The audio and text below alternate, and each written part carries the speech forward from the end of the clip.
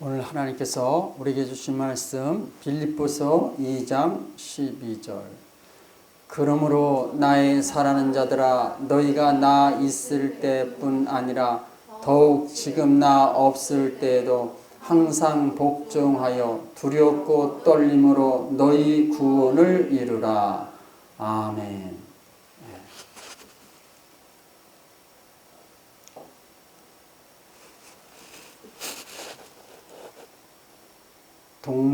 동방정교회의 구원론은 성화 과정을 동반한다고 했습니다.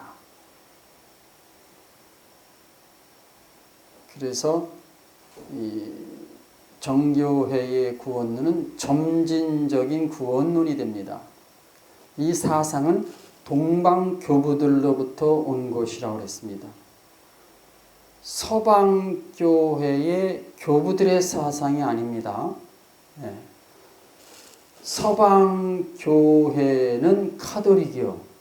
그리고 그 카톨릭부터 개신교가 나왔습니다. 그래서 이 개신교는 동방교회하고 거리가 멉니다. 그래서 동방교회 교부들은 구원받는 과정을 3단계로 구분했습니다. 첫째가 정화의 단계, 둘째가 조명리의 단계, 세 번째가 합일의 단계입니다. 이 과정을 거쳐서 구원이 완성된다 그랬어요. 그래서 구원이 완성되는 거예요. 이 개신교 구원론은 전혀 다른 개념입니다.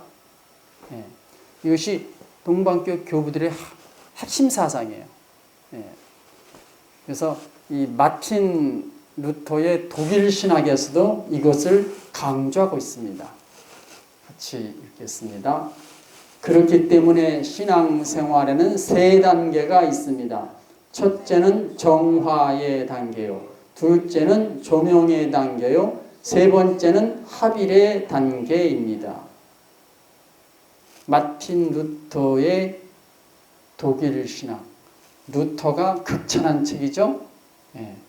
이 독일 신학은 1350년경에 출간된 책입니다. 무명으로 출간했어요. 근데 루터가 이 책의 가치를 발견한 후 자기 이름을 걸고서 자기 이름으로 출간한 거예요. 그러니까 루터가 쓴 것이 아님에도 루터는 자기 이름을 붙였어요. 그것은 뭘 말합니까? 이 독일 신학의 사상이 루터 자신의 사상이다 그런 뜻이에요. 근데 이 독일 신학은 철저하게 동방 교부들의 사상 위에서 기록이 되어 있습니다. 그래서 독일 신학은 구원의 단계를 이 셋으로 이렇게 본 것입니다. 신앙생활엔 세 단계가 있습니다. 구원이란 말은 쓰지 않아요.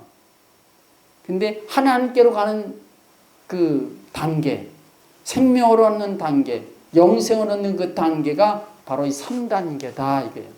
교부들의 사상이에요. 교부들은 이것을 이렇게 이것을 철저하게 강조를 했습니다. 어떤 한 사람이 아니라 동방교회 교부들을 대표적인 교부들이 수백 년을 걸쳐서 이 사상을 그대로 계승해 왔습니다. 그래서 이것이 이 동방교회는 구원이 점진적인 구원이 되는 거예요. 정교회가 그것을 계승했다 그랬습니다. 자, 그렇다면은 루터가 믿음으로 구원받는다 했죠. 그래서 지금 개신교에서 믿음으로 단번에 구원을 받는다고 그렇게 주장을 하게 된 거죠. 근데 이런 사상으로 볼 때 루터가 믿음으로 단번에 순간에 구원받는다. 그렇게 보기는 어려운 거죠. 예? 루터의 사상과 이건 안 맞아요. 또 오늘날 개신교의 구원론이 이 마틴 루터와 개신교의 구원론은 뭐예요? 일치하지 않아요. 맞지 않아요. 거리가 멀죠. 거리가 멀은 거예요. 신앙생활의 3단계로 루터가 그거를 인용해서 주장을 했는데, 예? 단번에 구원받는다. 개신교의 구원론은 이 루터 사상하고는 지금 이 거리가 먼 거예요. 그러니까 루터를 이해를 못하고 루터를 해석을 못한 거죠. 단지 문자적으로만 본 거예요. 그러니까 루터를 말하고 루터를 강조하고 루터를 위대한 인물로 그렇게 추앙하고 있음에도 루터가 그렇게 극찬했던 독일 신학이라는 책을 개신교는 버렸습니다.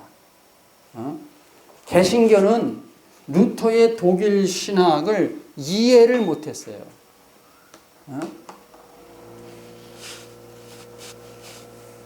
발로 차버렸어요. 오늘 이 독일 신학은 신학교에서도 목사들도 성도들로 다루질 않습니다. 있는 줄도 몰라요.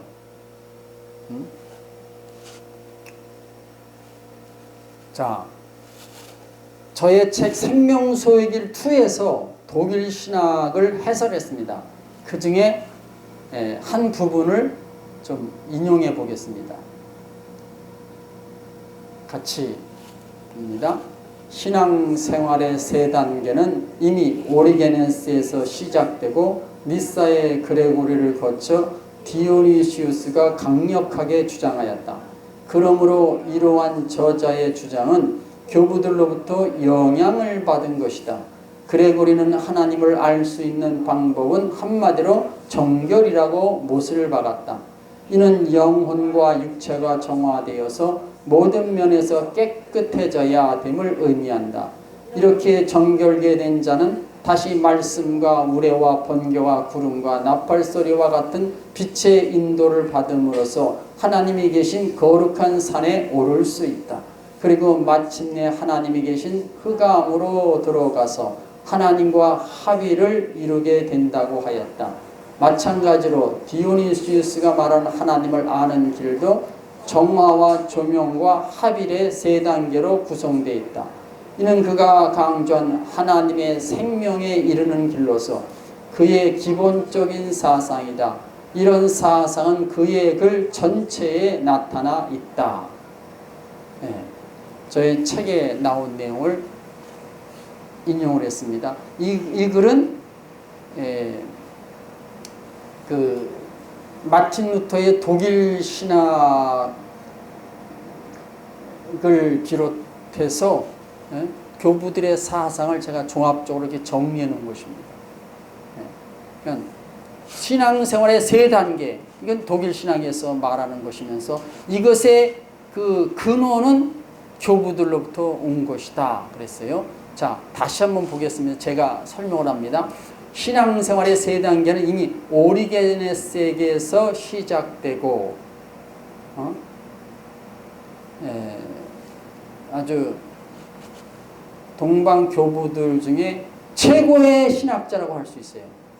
신비 신학의 근원이라고도 볼 수 있어요. 그래서 오리게네스는 아주 특이한 그런 그 말을 들은 사람입니다. 모든 정통 신앙의 아버지라고 그렇게 사람들이 말했고, 그 다음에 또 모든 이단 신앙의 아버지다 그렇게 말했어요. 그게 뭔 소리입니까? 아니, 한쪽으로 가야 맞는 거지. 모든 정통 신앙의 아버지, 모든 이단 신앙의 아버지, 말이 안 되잖아요.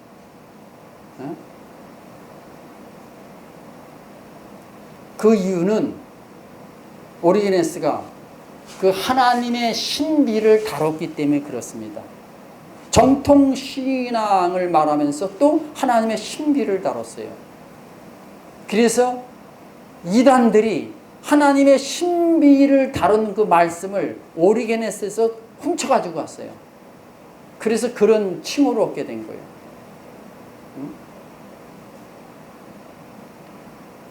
오히려 후세 교회는 오리게네스를 이단이라고 그렇게 정죄라고 그가 쓴 아주 귀중한 보물 같은 책들을 다 불태워버렸어요.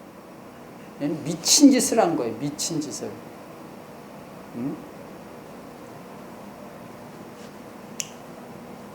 자, 이 동방교회의 최고의 신학자는 오리게네스입니다.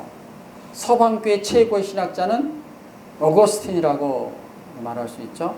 예. 오리게네스와 어거스틴은 동방교회, 서방교회 쌍벽을 이룬 신학자인데, 근데 이 하나님의 신비를 다룬 면에서는 어거스틴이 오리게네스를 능가할 수 없습니다.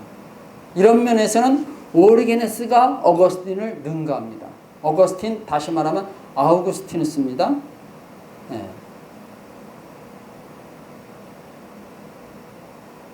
만약에 그 어거스틴이 그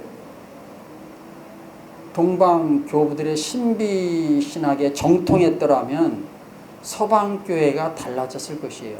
카톨릭도 달라지고 개신교도 달라졌을 거예요.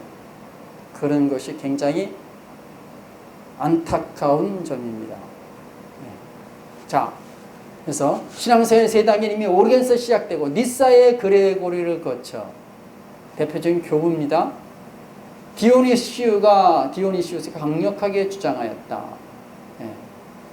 디오니시우스는 6세기 사람입니다. 그러므로 이러한 저자의 주장은 교부들로부터 영향을 받은 것이다. 예, 독일 신학의 그 저자의 주장은 교부들로부터 영향을 받은 것이다. 그런 뜻이에요. 그레고리는 하나님을 알 수 있는 방법을 한마디로 정결이라고 못을 박았다. 이 각주를 보세요. 각주를 한번 보세요. 모세의 생애라는 책에 나옵니다. 그레고리가 쓴 책에 나오는 것을 제가 인용을 했어요. 이는 영혼과 육체가 정화되어서 모든 면에서 깨끗해져야 됨을 의미한다. 이것이 뭐다? 정화 단계, 정화. 이것이 정화 단계를 말하는 거야. 하나님을 아는 길은 정화라고 못을 박았어요. 그것이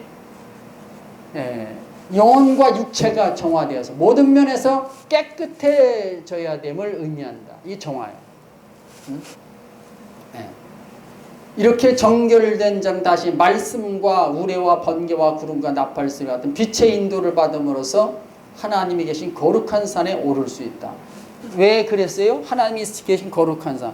하나님이 저 신의 산에 강림하셨잖아요. 모세와 이스라엘 백성들이 그 신의 산에 오릅니다. 하나님께로 가는 거예요. 그게. 네? 어떻게 가서 이게 조명을 받는 거예요. 말씀의 조명을 받아서 가는 거예요. 빛의 조명을 받아서 가는 거예요. 그리고 마침내 하나님이 계신 흑암으로 들어가서 하나님과 합의를 이루게 된다고 하였다. 누가 합의를 이뤄요? 모세가 흑암으로 들어가서 하나님과 합의를 이뤄요. 하나가 돼요. 결합하는 거죠. 연합하는 것이고 일치하는 거예요. 마찬가지로 디오니시우스가 말한 하나님을 아는 길도 정화와 조명과 합일의 세 단계로 구성되어 있다. 그 각주를 한번 보세요. 이거 디오니시우스가 쓴 책에서 제가 인용을 했습니다. 이는 그가 강조한 하나님의 생명에 이르는 길로서 그의 기본적인 사상이다. 이런 사상은 그의 글 전체에 나타나 있다. 저희 책에서 제가 이렇게 인용을 해봤습니다. 자, 그러면 교부들은 하나님께로 가는 과정을 왜 3단계로 이렇게 나눴을까요? 다시 말하면 생명을 얻는 과정, 구원받는 과정, 그것을 왜 3단계로 이렇게 나눴는지 말씀을 통해서 제가 다시 한번 설명해 보겠습니다. 자, 출애굽기 19장 20장에는 모세가 이스라엘을 인도하여서 하나님을 만나는 과정이 기록되어 있습니다. 자, 출애굽기 19장 5절에서 6절. 세계가 다 내게 속하였나니 너희가 내 말을 잘 듣고 내 언약을 지키면 너희는 모든 민족 중에서 내 소유가 되고 너희가 내게 대하여 제사장 나라가 되며 거룩한 백성이 되리라. 너는 이 말을 이스라엘 자손에게 전할지니라. 자, 하나님이 이스라엘 백성을 선택을 하셨습니다. 애굽에 종살이던 이스라엘 백성을 모세를 통해서 이끌어내셨어요. 해방을 하셨죠. 자, 그들을 향해 지금 하나님 뭐라고 말씀하십니까? 너희는 모든 민족 중에 내 소유가 된다. 내 소유, 하나님 소유가 된다. 이스라엘 백성들이 하나님 소유가 돼요. 그리고 또 거룩한 백성이 되리라. 거룩한 백성이 된다. 이게 무슨 뜻인가요? 진짜 하나님 자녀, 진짜 하나님 자녀를 말하는 거예요. 이것은 뭐예요? 생명을 얻는 거죠. 생명 얻는 거. 다른 말로 하면 뭐예요? 구원받는 거예요. 구원받는 거. 하나님이 이스라엘 백성을 택하신 것은 하나님 백성 삼으시려고 하기 위함이에요. 다시 말하면 천국 백성, 천국 백성 삼으시려고 그러는 거예요. 하나님 소유, 거룩한 백성. 다른 말로 하면 이런 뜻이죠. 자, 이렇게 되기 위해서 모세가 하나님을 만나는 과정, 이스라엘 백성들을 이끌고 하나님을 만나러 가는 그 과정이 바로 3단계로 되어 있다 이거예요. 그 3단계. 그것을 동방교부들이 그렇게 주장을 했습니다. 그냥 간략하게 그냥 말해놨어요. 제가 그것을 다시 해석을 하는 거예요. 자, 첫째가 이스라엘 백성이 첫째가 성결의식을 행한 것이 나옵니다. 말씀에 이스라엘 백성 하나님을 만나러 하는데 성결의식을 행해요. 자, 출애굽기 19장 10절에서 14절까지입니다. 여호와께서 모세에게 이르시되 너는 백성에게 가서 오늘과 내일 그들을 성결하게 하며 그들에게 옷을 빨게 하고 준비하게 하여 셋째 날을 기다리게 하라. 이는 셋째 날에 나 여호와가 온 백성의 목전에서 시내 산에 강림할 것이니 너는 백성을 위하여 주의 경계를 정하고 이르기를 너는 산과 산에 오르거나 그 경계를 침범하지 말지니 산을 침범하는 자는 반드시 죽임을 당할 것이니라.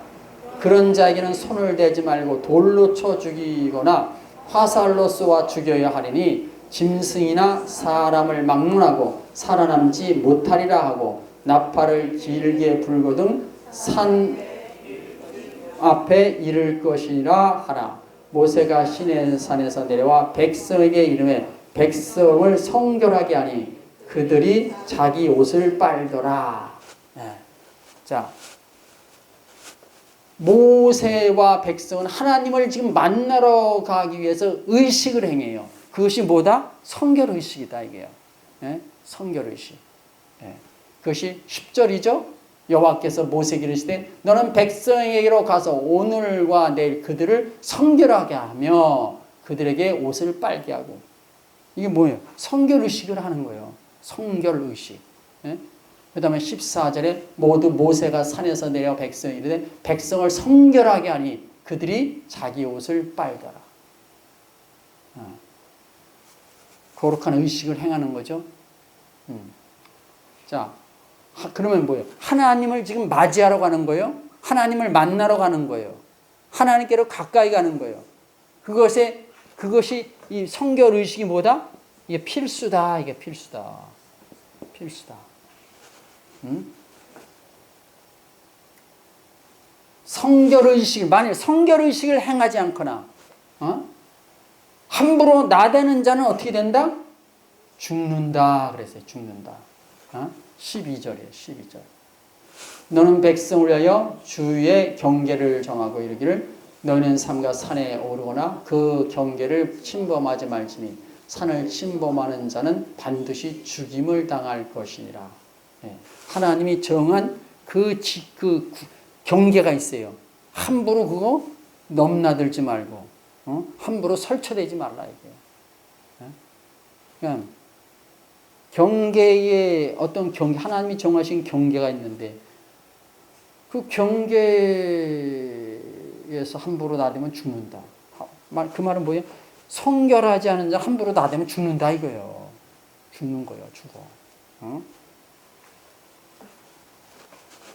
죄인이 하나님께로 가는데 함부로 나대면 죽습니다. 이스라엘 백성들이 하나님을 보기 위해서 궁금해서 혹시 막 설치되면 죽어요. 보는 즉시 죽습니다.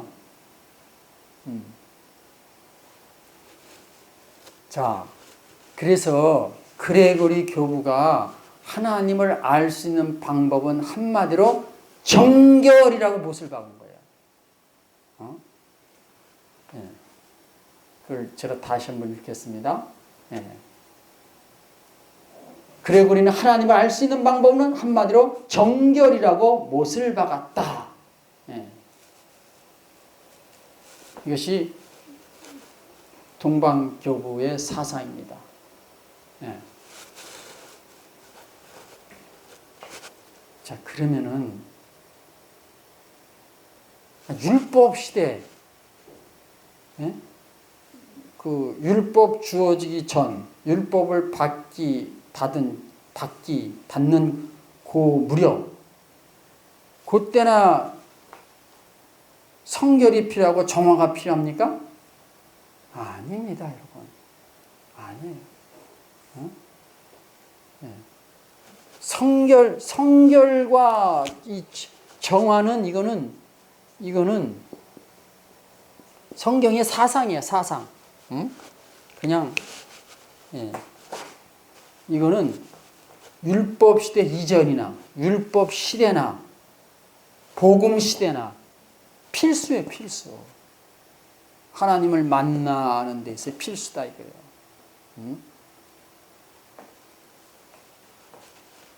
그 율법의 정신은 지금도 살아있는 거예요. 유효한 거예요. 그러면 오늘날 이 말씀이 어떻게 적용될 수 있습니까? 왜 교부들이 교부들은 이렇게 말했어요.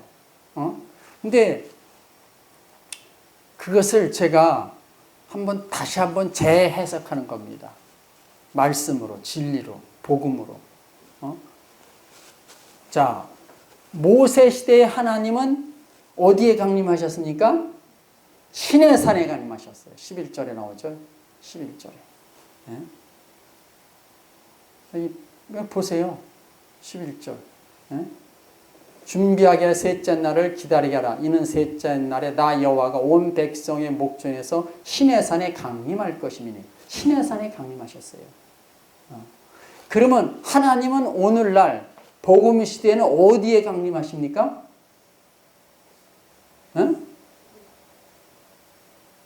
우리 안에 강림하시는 거예요. 내 안에 강림하시는 거예요. 할렐루야. 네.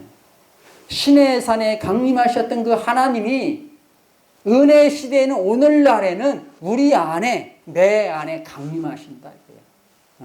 왜 그런가? 말씀을 좀 보겠습니다. 고린도전 3장 16절. 너희는 너희가 하나님의 성전인 것과 하나님의 성령이 너희에 계시는 것을 알지 못하느냐 그랬어요. 하나님의 성령이 너희 안에, 너희가 하나님의 성전인 것과 하나님의 성령이 너희 안에 계시는 것을 알지 못하느냐. 우리가 하나님의 성전이에요. 거룩한 곳이에요. 그러면 하나님을 만나러 가는데 정화, 성결, 의식을 이스라엘이 했단 말이에요. 그러면 하나님이 내 안에, 우리 안에 오시려면은 어떻게 해야 돼요? 내 안을 성결하게 해야 되죠. 정화해야 돼요, 정화. 그래야 하나님이 내 안에 강림하실 수 있는 거죠. 자, 히브리서 12장 14절. 모든 사람과 더불어 화평함과 거룩함을 따르라. 이것이 없이는 아무도 주를 보지 못하리라. 거룩함을 따르라, 거룩함.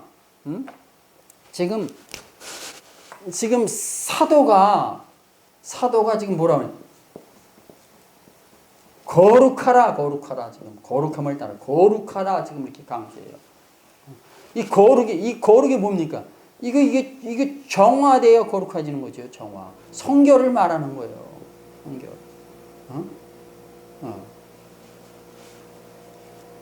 이것이 없으면 아무도 주를 보죠. 이것도 없이는 거룩함이 없이는 성결과 정화 없이는 주를 보지 못하리라. 주님을 만날 수 없다. 주님을 영접할 수도 없다. 주님께로 가까이 갈 수도 없다. 주님이 내 안에 오실 수 없다. 생명을 얻을 수 없다. 구원받을 수 없다. 그런 뜻이에요. 주를 보지 못하니라. 하도 사람들이 이해를 못하니까 그냥 말씀을 문자적으로 풀어드리겠습니다. 요한복음 17장 2장에 하나님과 그가 보내신 자 아는 것이 영생이니라. 하나님과 그가 보내신 자 예수 그리스도를 아는 것이 영생이다. 이게. 보는 것이 영생이다. 뭐지? 여기 뭐예요? 주를 보지 못하리라. 영생을 못 얻는다. 이게. 그런 뜻이에요. 하도 사람들이 이해를 못하니까 제가 다시 풀어드리는 거예요. 자, 마태복음 5장 8절. 마음이 청결한 자는 복이 있나니 그들이 하나님을 볼 것이며. 마음이 청결한 자가 하나님을 본다 이거예요. 마음이 청결한 자가. 청결한 자가 뭐예요? 하나님을 본다. 하나님을 만난다. 이런 뜻이에요. 청결하려면 어떻게 해요? 정화되고 성결해져야 되잖아요. 그래서 교부들이 이 정화를 자꾸 말하는 거예요. 정화 사상이 그래서 나온 거예요. 제가 교부들의 사상을 제가 말씀으로 복음으로 다시 해석하고 있는 겁니다. 자, 고린도후서 7장 1절. 그런즉 사랑하는 자들아 이 약속을 가진 우리는 하나님을 두려워하는 가운데서 거룩함을 온전히 이루어 육과 영의 온갖 더러운 곳에서 자신을 깨끗하게 하자 그랬어요.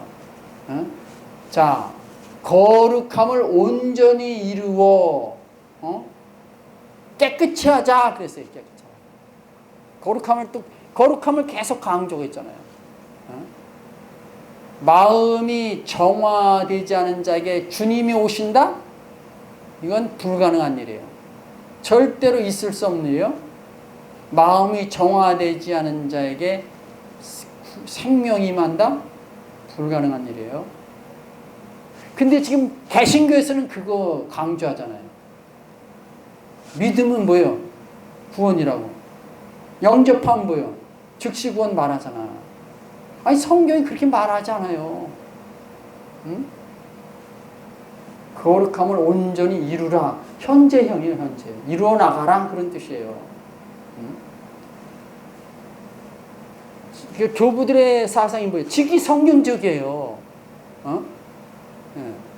그러니까 개신교 구원론은 영접 기도로 단번에 구원한다. 단번에. 영접 기도로 단번이다. 이게 단번에. 이게 말이 안 되는 거죠? 믿음으로 믿기만 하면 뭐요? 즉시 구원.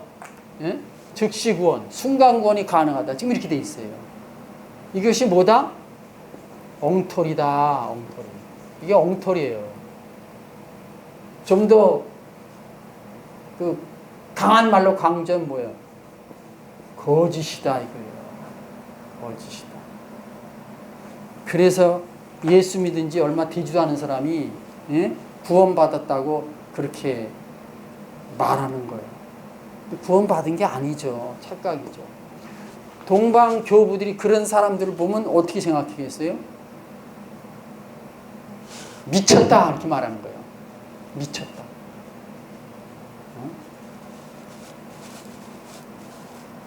자, 지금 이 동방 교부들의 사상인 구원받는 과정, 정화 단계를 제가 말씀으로 보았습니다. 다음에는 이 조명 단계를 보겠습니다. 잠깐 기도합니다.